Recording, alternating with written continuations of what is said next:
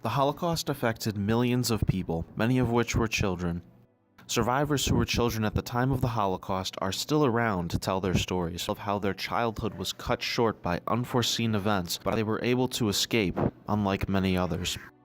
In 1936, when Ruth Fishman was not even a year old, her parents left Germany to escape Hitler's rule. Tutti and her family were more fortunate than most. They lived an almost normal life in Holland until 1940, when Hitler's reign expanded there amongst several other nations. A year later, in 1941, Germany invaded the Soviet Union, violating the German-Soviet Pact and unleashing a new stage in Nazi extermination of European Jewry. At this time, the Nazi Party concentrated Jews into ghettos and began performing mass-killing operations. Jewish people were ripped from their normal lives and stripped of essential rights. These circumstances were not fit for any human, let alone a child. Ruth recalls memories from being separated in school and forced to wear a star, to being transported between concentration camps and forced to work during her youth. My name is Ruth Fishman, but I usually go under Tutti Fishman, my nickname. I was born in 1935 in Cologne, Germany. My parents left Germany in 1936 when it became apparent that Hitler would overrun Germany, and they went to Holland.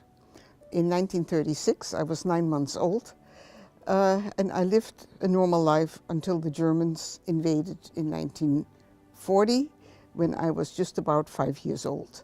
The Germans started very slowly to change our lives. They were afraid that the population would rebel if they would go too fast.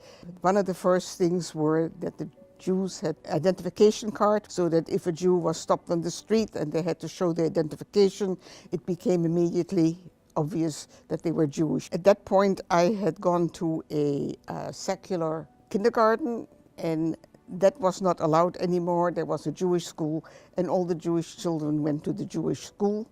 And I remember my favorite occupation was polishing silver. I was not aware that there was such a change, except that I had to change schools, which I didn't like. The adults, of course, were extremely nervous, didn't know what was happening, didn't know what the next step would be. My mother was caring, protecting. She was an optimist. She was artistic. She supported my father. She spoiled us however she could. Everybody who met her said she was unbelievable. My father was a businessman trading in metal, and that turned out to be a very, very important issue in my survival. He was a pessimist, and he, at one point, I'm told, wanted to turn the gas oven on and committed suicide with all of us. My mother was an optimist, and she said, no way, if you want to do that, go ahead, but the children and I will try and survive. We were ordered to go to Amsterdam East, to a series of apartment buildings. It was like a ghetto, but a ghetto without walls. The Germans put all the Jews there so that when the time came that they had to pick them up, they didn't have to go all over town. They could go just straight to one area and transport the Jews. And we could see at times the German trucks coming in with the soldiers and the dogs, and they would just, I think randomly, maybe it was not randomly, knock on doors and say, schnell, schnell, out, out, and they had to go into the trucks.